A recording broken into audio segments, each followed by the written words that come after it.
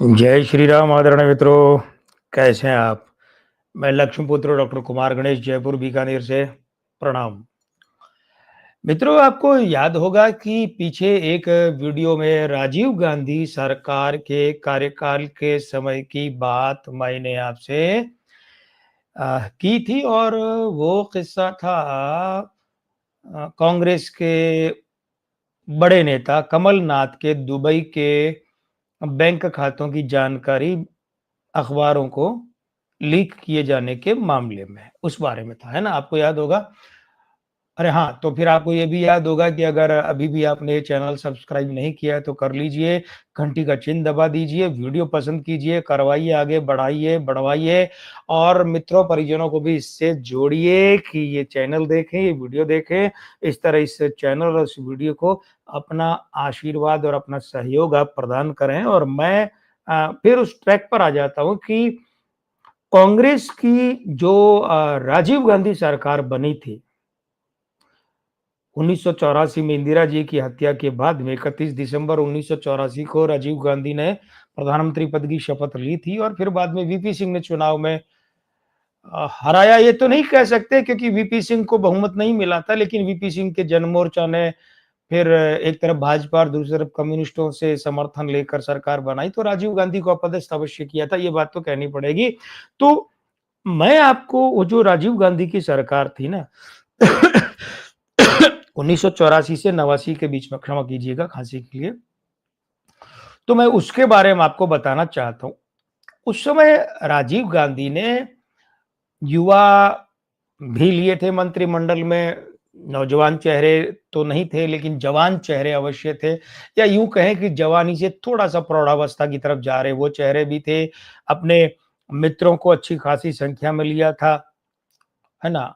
सीधे मंत्रिमंडल में लिया, अपने सलाहकार मंडली में रखा, सीधे-सीधे रखा भाई वो और वरिष्ठ लोगों के भी साथ वो चलते थे।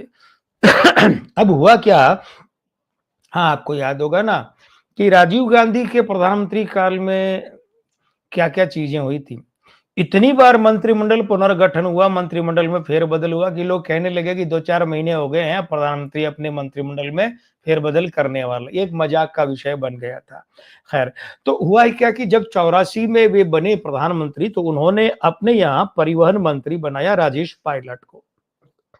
राजेश पायलट जिनका पहले नाम राजेश्वर प्रसाद सिंह विधुड़ी था और वो बहुत लंबी कहानी है, एक अलग किस्सा है कि किस तरीके से राजेश्वर प्रसाद सिंह विधुड़ी राजेश पायलट बने।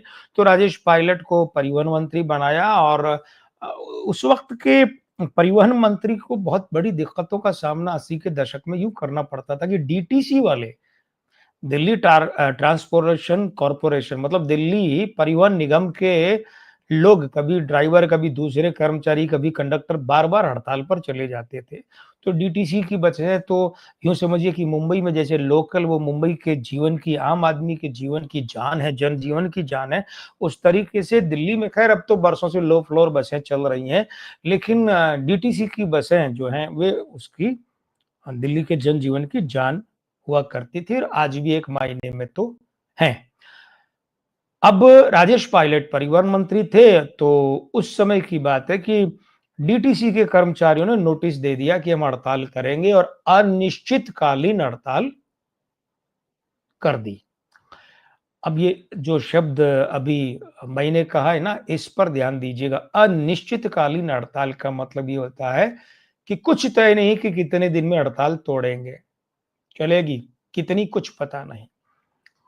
तो फिर तो दिल्ली की जनता क्या करेगी? बिना डीटीसी की बसों के पार कैसे पड़ेगा मामला?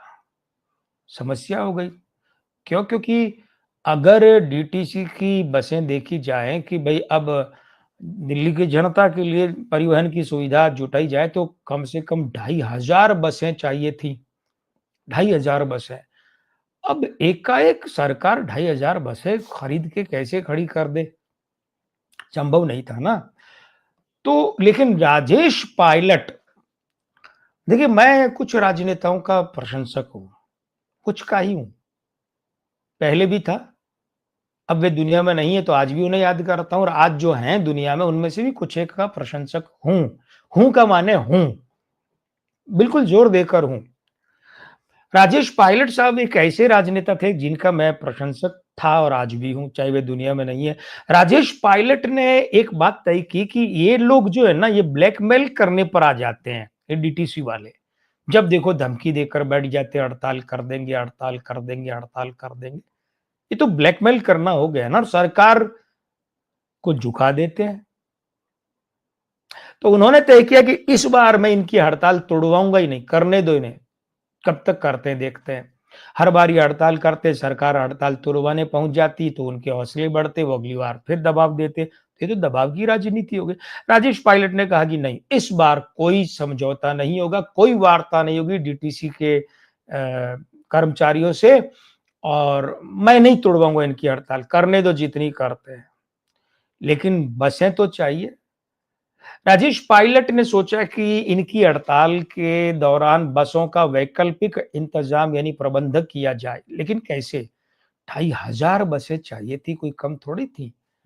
तो उन्होंने हड़ताल शुरू होने के तकरीबन 1 हफ्ता पहले अपने एक बहुत तगड़े दोस्त को फ़ोन किया, जो संयोग से उस समय उनकी यानी केंद्र सरकार की सहयोगी पार्टी के थे, और वे एक राज्य में मुख्यमंत्री थे। वो राज्य था जम्मू कश्मीर, और वे मुख्यमंत्री थे फारूक अब्दुल्ला। तो राजेश पायलट ने फारूक अब्दुल्ला को फ़ोन लगाया। फ़ोन लगा के बोला, "हेलो दोस्त, मुसीबत आ रही है। मुसीबत आ रही है दोस्त, क्या मदद कर सकते हो?" तो फारूक अब्दुल्ला उधर से फ़ोन के दूसरी तरफ से बोले, "जो मदद कहो।" तो पायलट बोले कि कुछ बसें भेजो। फारूक अब्दुल्ला ने 110 बसें भेज दी दिल्ली, तुरंत। इधर डीटीसी की हड़ताल कर्मचारियों की शुरू हुई, और उधर उससे पहले ही दिल्ली की सड़कों पर उर्दू में नंबर प्लेट और नाम लिखे हुए वाली जम्मू कश्मीर सरकार की 110 बसें दौड़ने लगी थीं। ये राजेश पायलट और फारूक अब्दुल्ला की दोस्ती थी, बड़े तगड़े दोस्त थे। जब जम्मू कश्मीर नेशनल कॉन्फ्रेंस यानी कि फारूक अब्दुल्ला की पार्टी कांग्रेस के साथ होती थी, तब भी इनकी दोस्ती थी, और जब वो नहीं थी तब भी इनकी दोस्ती। इनकी दोस्ती पार्टीगत मामलों से हटकर निजी तौर पर और बहुत तगड़ी थी। अब हुआ क्या, आप भी जानते हैं कि 11 जून 2000 को राजेश पायलट साहब राजस्थान आ रहे थे, कार से, कार खुद ही चला रहे थे, और दौसा के आसपास उनकी कार की बहुत बड़ी दुर्घटना हुई, और उस दुर्घटना में हिंदुस्तान ने ये एक होनहार, बहुत बढ़िया राजनेता खो दिया, उनका देहांत हो गया। 11 जून 2000, ठीक है ना? अब जब 90 के दशक की बात है कि कश्मीर में मामला ज्यादा बिगड़ गया, तो फारूक अब्दुल्ला ने अपनी बेटी को, सारा अब्दुल्ला को, लंदन पढ़ने भेज दिया। वो इंग्लैंड पढ़ने चली गई। इधर से राजेश पायलट के साहबजादे और राजस्थान के पूर्व उप मुख्यमंत्री, कांग्रेस में बड़ा नाम है, सचिन पायलट, ये भी पढ़ाई के लिए वहीं थे, इंग्लैंड। सारा अब्दुल्ला और सचिन पायलट में परिचय हुआ, आकर्षण बढ़ा, प्रेम हुआ, देर रात तक बातें करना, घंटों बातें करना, खूब बातें करना, इतनी करना कि उस समय सारा, अब तो अब्दुल्ला ही कहना पड़ेगा फिर से, ये भी मैं कारण बताऊंगा कि सारा पायलट क्यों नहीं कह सकते अब। तो सारा अब्दुल्ला ने कहीं एक बार कहा था कि हमारा टेलीफोन का बिल बहुत आने लगा था, इतनी बातें करते हम। तो दोनों ने तय किया विवाह करेंगे, लेकिन अब विवाह करें क्या? क्योंकि इधर क्या हुआ, 11 जून 2000 को राजेश पायलट साहब का देहांत हो गया। अब जब शादी का सोचा तो सारा पायलट ने बात की घर पर, तो साफ मना कर दिया।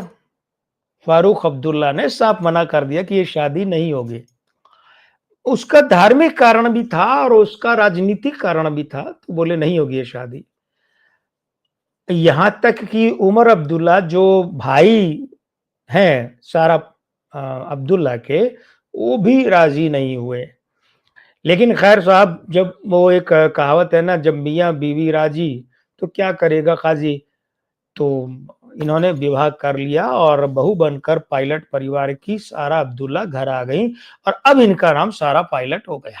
अब आप कहेंगे ये बात तो ठीक है। अच्छा हाँ, इस शादी में सारा अब्दुल्ला के पिता और राजेश पायलट साहब के बड़े गहरे दोस्त फारूक अब्दुल्ला शामिल नहीं हुए थे और सारा के बड़े भाई अ, सारा के भाई उमर अब्दुल्ला जो ओमर लिखते हैं, OMAR लिखते हैं, हिंदी में उमर का है, उमर अब्दुल्ला वो भी इस शादी में शामिल नहीं हुए। कुल मिलाकर कह सकते हैं कि अब्दुल्ला परिवार ने इस रिश्ते को ये संबंध बन तो गया लेकिन इसे अपनाया नहीं। तो जो राजेश पायलट और फारूक अब्दुल्ला की दोस्ती थी वो यहाँ आकर रिश्ते में बदली, संबंध में बदली। लेकिन इस संबंध को उन्होंने तात्कालिक समय उस रूप से स्वीकार नहीं किया। उसके बाद की बात ये है, चलता रहा मामला। 2023 का राजस्थान विधानसभा का चुनाव आता है। स्वाभाविक है और जितने भी लोग चुनाव लड़ते हैं तो उन लोगों को भरना पड़ता है नामांकन में अपनी वैवाहिक स्थिति, अपनी कमाई, अपने पास गहने, चल-अचल संपत्ति और अपने पर कितने पुलिस केस चल रहे हैं कि नहीं चल रहे, ये सब बातें देनी पड़ती हैं। उन पर आश्रित व्यक्ति परिवार में कौन-कौन है या वे किसी पर आश्रित हैं, ऐसा भरना पड़ता है। तो वो जब नवंबर 2023 में नामांकन दाखिल किया सचिन पायलट ने विधानसभा चुनाव का, तब सामने आया, उसमें कहा कि वे ग्रे डिवोर्स ले चुके हैं। दूसर विवाह विच्छेद उनका सारा पायलट के साथ हो चुका है।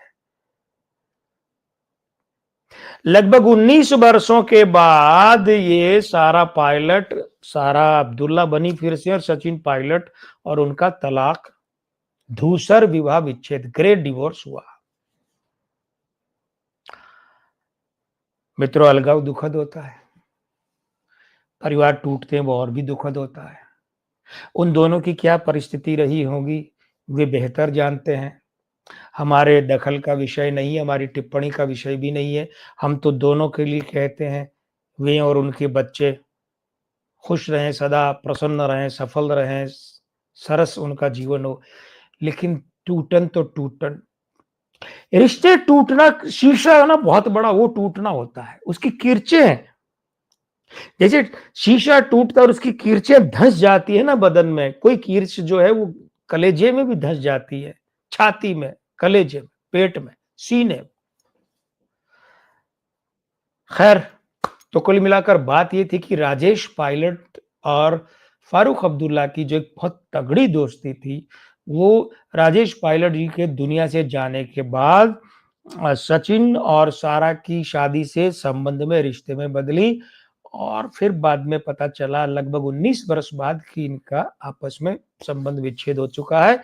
तो एक तरह से यूँ भी कह सकते हैं कि फारूक अब्दुल्ला और राजेश पायलट की वो दोस्ती भी खत्म हो गई। हालाँकि दोस्ती तो राजेश पायलट साहब का देहांत हुआ 11 जून 2006, तभी मान सकते हैं भौतिक रूप से तो खत्म हो ही गई थी, लेकिन वो पूरी तरीके से मामला ही खत्म हो गया। आपका मेरे इस चैनल से जुड़े रहने का मामला खत्म नहीं हुआ है, नहीं होगा, कभी नहीं होगा, क्योंकि आपने ये चैनल सब्सक्राइब किया है, आप बराबर हमारे वीडियो देखते हैं, मतलब मेरे और मेरे किस्सों के वीडियो देखते हैं, पसंद करते हैं, आपकी टिप्पणियाँ भी मिलती हैं, सुझाव भी मिलते हैं और हाँ, क्या कहा? अच्छा, तो अभी भी आपने चैनल सब्सक्राइब नहीं किया है, ये तो अब कर लीजिए, शुभस्य शीघ्रम, और घंटी का चिन्ह भी दबा दीजिए, ये वीडियो लाइक कीजिए, करवाइए, आगे बढ़ाइए वीडियो, अपने मित्रों परिजनों को जोड़िए।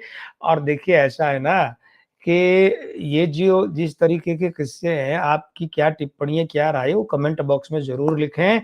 आप सुझाव भी दे सकते हैं कि किस व्यक्ति, किस घटना, पार्टी, दल, फलाना-ढिकाना के बारे में आप किस्से सुनाना चाहते हैं, कोई ख़ास तरह का किस्सा भी सुनाना चाहते हैं, आप बिल्कुल लिखिए।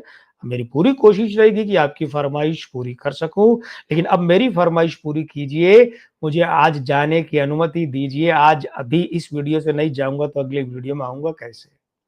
तो मैं लक्ष्मीपुत्र डॉक्टर कुमार गणेश जयपुर बीकानेर से कहते हुए विदा लेता हूँ कि आज के आनंद की जय, जय श्री राम, प्रणाम।